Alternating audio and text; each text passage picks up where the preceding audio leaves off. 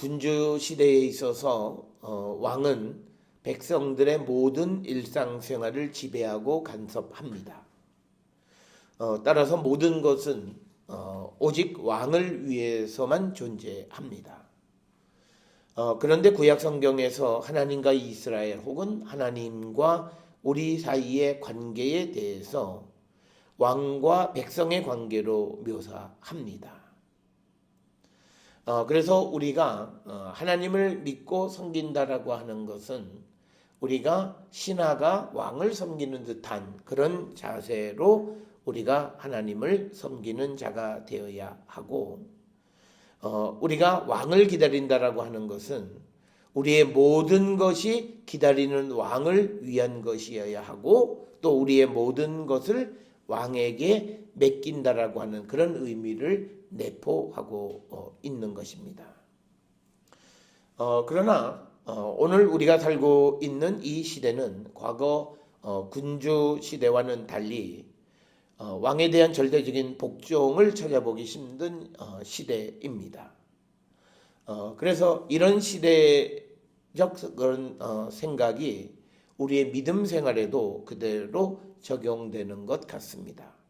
따라서 오늘날 우리에게서 하나님에 대한 절대적인 어떤 순종보다는 선별적 순종 내지는 할 수 있는 것만 하는 그런 모습을 보이고 있는 것이 오늘 우리의 믿음의 모습이 아닌가 합니다.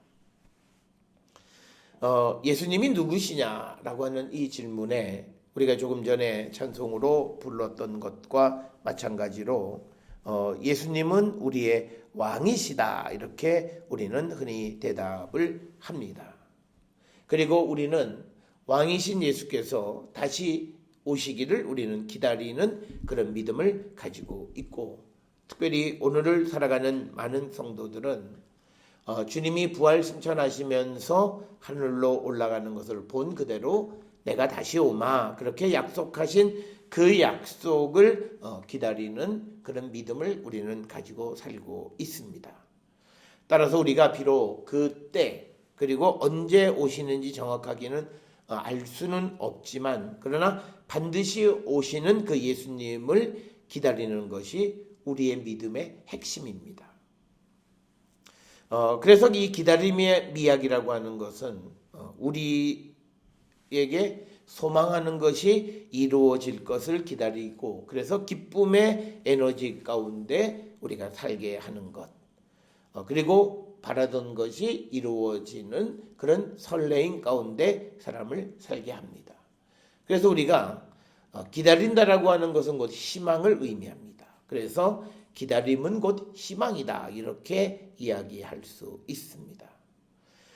이처럼 기다림이라고 하는 것이 사람들에게 긍정적인 영향을 미치고 살아가고 있고, 그리고 사실 우리 기독교인들이 갖는 소망의 핵심은 바로 이 다시 오시는 예수 그리스도에 대한 기다림이 그 소망의 핵심이라고 하는 것은 우리가 너무나 잘 알고 있습니다. 그런데 오늘 우리는 무엇을 소망하며 살고 있습니까? 무엇을 기다리며 살고 있습니까? 현세적인 삶을 살아가는 현대인들에게 있어서 기다림은 별로 우리가 찾아볼 수가 없는 것이 또한 현실이기도 합니다. 그렇기 때문에 희망이 없고, 그렇기 때문에 삶은 무미건조하고 기쁘지 않습니다. 기다림이라고 하는 것이 장점은 있기는 하지만, 그러나 거기에는 반드시 인내 그리고 오래 참음을 요구합니다. 예를 들어서 사람이 어떤 일에 자기가 성공하기를 원하고 전문가가 되기를 원하면 보통 사람들이 하는 그런 삶을 살아서는 절대 그가 그 분야에 두드러진 두각을 나타내지 못합니다.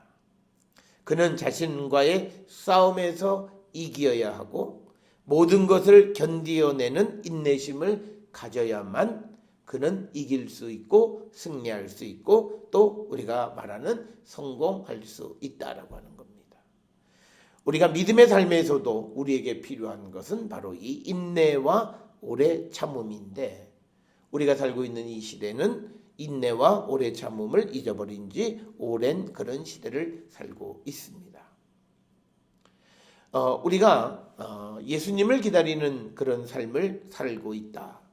종말의 때를 살고 있다. 이 세상을 심판하시는 예수님, 그리고 우리의 삶을 매일같이 지배하시는 우리의 왕이 되어 주시는 예수님을 기다리는 삶을 우리는 살고 있습니다. 우리가 예수님을 기다린다라고 하는 것은 결국은 뭐냐면 우리가 주님이 나를 다스려 주시기를 바라고 살아가는 겁니다. 그 말은 뭐냐면 정말 예수님을 왕으로 여기고 왕이신 예수님이 나를 지배하시고 나를 소유하시고 나를 이끌어 가시기를 기다리고 또 그렇게 바라며 살아가는 삶. 바로 이것이 성도들이 가져야 하는 소망의 핵심이 아닌가 합니다. 이제 우리에게 오시는 예수님은 어떤 분이신가 라고 하는 것. 그것은 우리가 이루 말할 필요는 없습니다만 오늘 우리에게 주시는 사무엘하 23장 1절부터 7절에 보게 되면 이스라엘 역사 그리고 성경에서 가장 훌륭한 왕 가운데 한 사람으로 평가받는 다윗에 대한 평가를 보면 그는 정말 이상적인 왕인 것 같습니다. 오늘 주시는 본문의 말씀에 보게 되면 1절에 이 다윗 왕에 대해서 높이 세워진 자, 또 야곱의 하나님께로부터 기름 부음 받은 자, 그 다음에 이스라엘의 노래 잘하는 자가 말하노라. 그래서 다윗은 자기 자신에 대해서 하나님에 의해서 높이 세워졌고 하나님께로부터 기름을 부음 받았고 또 이스라엘 가운데에서는 노래를 잘하는 자다 이렇게 이야기를 합니다. 그래서 다윗은 자기가 하나님께로부터 세워진 왕이다 이렇게 노래를 하면서 더 중요한 것은 2절에 여호와의 영이 나를 통해서 말씀하시고 그리고 그 말씀이 내 혀에 있다. 즉 자기에게 주의 성령이 임하셔서 자기가 하는 말씀이 곧 하나님의 말씀이고 하나님의 말씀에 의한 삶을 살고 있음을 스스로 이야기하고 있습니다. 그래서 하나님이 그 말씀하시기를 사람을 공의로 다스리는 자, 하나님을 경외함으로 다스리는 자요. 다윗에 대해서 하나님께서 인정해 주신 가장 훌륭한 호칭은 공의로 다스리고 하나님을 경외함으로 다스리는 자다라고 하는 겁니다. 그러면서 4절에서는 그의 영광에 대해서 묘사합니다. 돋는 해의 아침 빛과 같이 찬란하고 또 구름이 없는 아침과 같고 그리고 비가 내린 후 광선이 햇빛이 비쳐서 땅에서 막 무엇이 um돋는 새 풀과 같이 싱싱하고 아주 활기찬 그런 사람. 이렇게 다윗의 영광에 대해서 묘사를 합니다. 그러면서 5절에서는 내 집이 하나님 앞에 이같지 아니하냐. 하나님이 나와 더불어 영원한 언약을 세우사 만사를 구비하시고 견고하게 하셨으니 나의 모든 구원과 모든 소원을 어찌 이루지 아니하시랴. 모든 것이 원하는 대로 이루어짐을 이야기합니다. 따라서 오늘 주시는 이 23장 1절부터 7절 소위 다윗의 마지막 말이라고 하는 이 말씀을 통해서 다윗은 자기가 하나님의 말씀을 전달하는 중재자이고 예언자적 위치에 있는 단순한 정치 지도자가 아니라 이스라엘의 종교 지도자임을 강조하고 있습니다. 그러면서 이제 6절 7절에서는 사악한 자, 즉 하나님을 배반한 자는 다 가시나무 같을 것이다. 이렇게 이야기하는 것으로 이 23장의 내용이 구성이 되어져 있습니다. 다윗은 겸손하고 하나님이 인정하고 그래서 하나님을 경외함으로 그리고 공의로 사람을 다스리는 아주 훌륭한 왕으로 이렇게 그 묘사를 합니다. 그렇지만 이런 지상의 왕도 또 공의와 정의로 다스리는 이루 누구와 비교할 바 없는 것 같았던 이 다윗도 우리가 영원한 왕이신 예수 그리스도에는 비할 바가 아니, 예수님은 완벽하고 훌륭하신 왕이라는 사실을 우리는 알고 있습니다. 우리가 읽은 요한복음 18장 33절부터 37절에서 예수님은 당신 스스로가 내가 왕이라고 시인하신 그 사건을 기록하고 있습니다. 우리가 잘 알다시피 요한복음 18장은 이제 예수님께서 빌라도의 관정에서 신문을 받으시면서 이제 내가 유대인의 왕이냐라고 하는 것을 반복해서 질문할 때 예수님은 두 가지를 얘기하십니다. 내가 왕이다 라고 하는 것을 말씀하셨고, 또 하나는 36절에 보면 내 나라는 이 세상에 속한 것이 아니다 라고 하는 이 말씀을 하십니다. 따라서 우리가 그 복음서를 통해서 예수님이 이 땅에 오신 것이 우리의 왕이 되기 위해서 이 땅에 오셨다라고 하는 겁니다. 그래서 37절에 내가 왕이니라, 내가 이를 위하여 태어났으며 이를 위하여 세상에 왔나니 곧 진리에 대하여 증언하려 함이로다. 무릇 진리에 속한 자는 내 음성을 듣느니라. 따라서 우리가 예수님을 나의 왕으로 고백하며 살아가는 성도들에게 가장 필요한 것은 무엇인가? 즉 우리가 여호와의 예수께서 하시는 그 진리의 음성을 듣고 살아가는 자들이다. 서론에서 우리가 왕은 모든 사람의 삶을 지배하는 거고, 그리고 백성은 왕을 위해서 존재하는 자라 말씀했습니다. 따라서 예수님이 우리의 왕이 되어주신다라고 하는 것은 단순히 왕이신 예수님을 통해서 우리가 어떤 혜택을 얻으려고만 하는 그런 생각을 넘어서서 이제는 우리가 예수님을 위해서 살고, 그리고 예수님을 위해서 우리의 모든 것을 우리가 드릴 줄 아는 그런 삶을 살아가는 것이 예수님 우리의 왕이심을 찬양하고 왕이신 예수님을 기다리는 성도의 삶이라고 하는 사실을 우리는 기억하셔야 합니다. 많은 사람들은 예수 우리 왕이라고 하는 것을 노래합니다.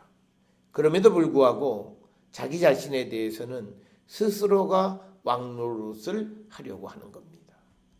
그래서 우리는 외형적으로는 대단한 믿음의 사람들인 것 같지만 실질적으로는 전혀 믿음이 없는 사람들의 모습이 오늘 우리의 모습입니다.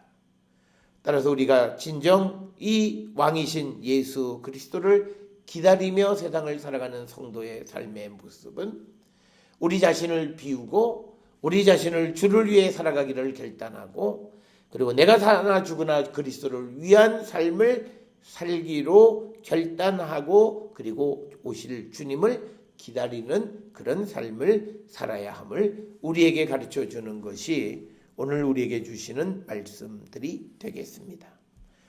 특별히 오늘 우리가 읽은 요한계시록 1장 4절부터 8절에 있는 말씀들에 보게 되면, 특별히 7절 8절에서는 이제 예수께서 이제 구름을 타고 오신다라고 하는 겁니다. 그래서 그분이 오실 때에 이제 그분을 찌른 사람들도 그 오신 예수를 보게 될 거고, 그리고 모든 족속들이 예수님으로 말미암아 애곡하게 될 것인데 그것은 그들이 예수를 영접하지 않기 때문이다라고 하는 겁니다.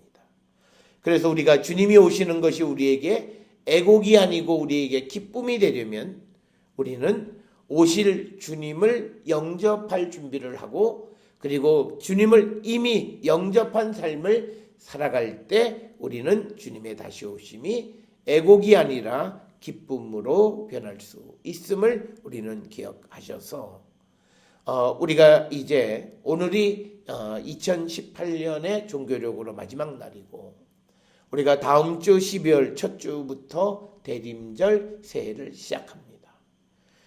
주님을 기다리는 절기가 대림절, 우리가 너무나 잘 알고 있는데 바로 이 한 해를 마무리하고 새해를 준비하고 다시 오시는 우리의 왕이신 예수님을 기다리는 삶을 살아갈 때 우리는 어떤 삶을 살아야 할 것인가를 다시 한번 생각하는 그런 시간이 되었으면 합니다.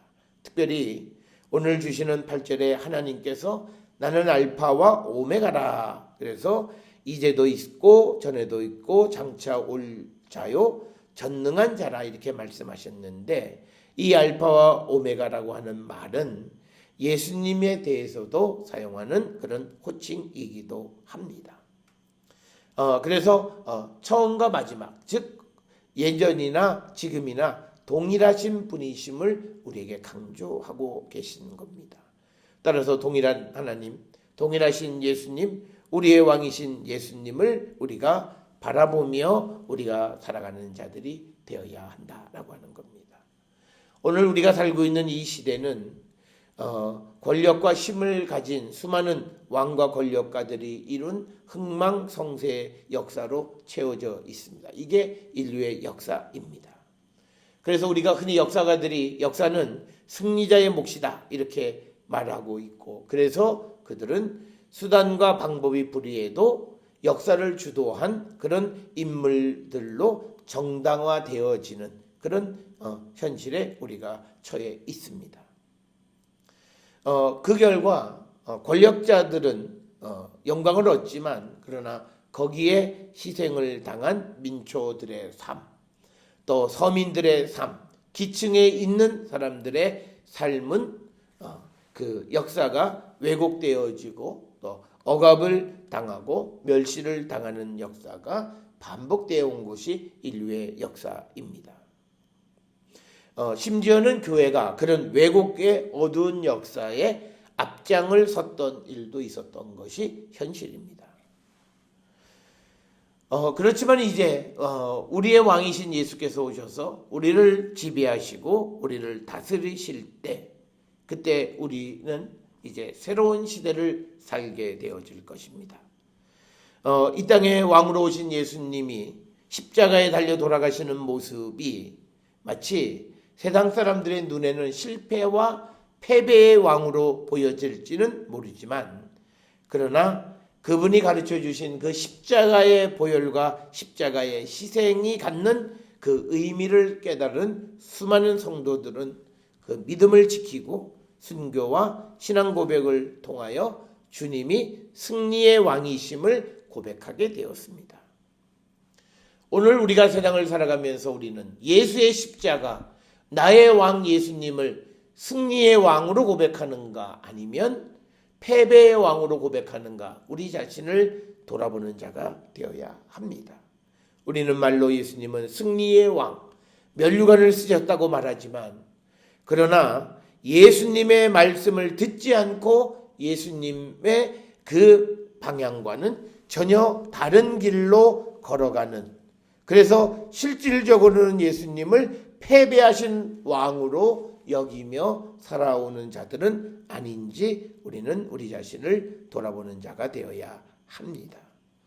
요한복음 18장 37절에서 예수님께서 우리를 구원하기 위해서 왕으로 오셨는데, 그래서 진리에 속한 자, 예수에게 속한 자, 예수를 따르는 자, 예수님의 백성된 자는 예수의 음성을 듣는 자다, 이렇게 말씀을 합니다. 우리가 찬양으로 말로만 예수, 우리 왕, 예수 승리의 왕, 예수의 십자가 승리라고 말로만 부르짖는 것이 아니라 우리의 삶이 그분의 말씀을 순종하며 살아감으로 정말 예수께서 승리의 왕이심을 우리가 세상에 증거하는 그런 삶을 살고, 또 그런 삶을 사는 자들을 서로 격려하며 살아가는 자들이 되어야 할 줄 믿습니다.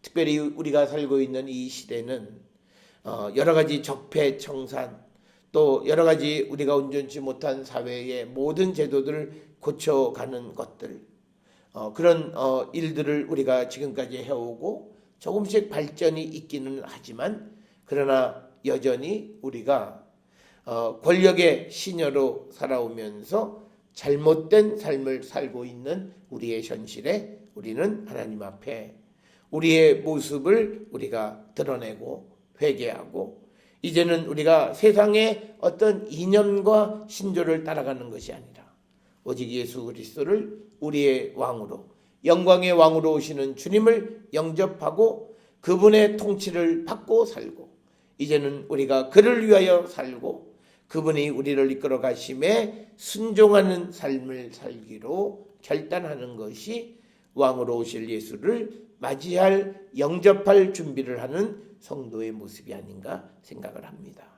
사랑하는 성도 여러분, 한 해가 저물어가고 새로운 희망이 우리에게 싹틀 수 있으려면 우리의 왕으로 오시는 주님을 영접하고 그분의 음성을 듣고 살아가는 성도들이 되어서 그분이 우리에게 오셔서 우리에게 영원한 구원을, 영원한 기쁨을 허락해 주시고 그 기쁨을 누리며 살아가는 우리 모든 성도들이 될 수 있기를 주의 이름으로 축원합니다.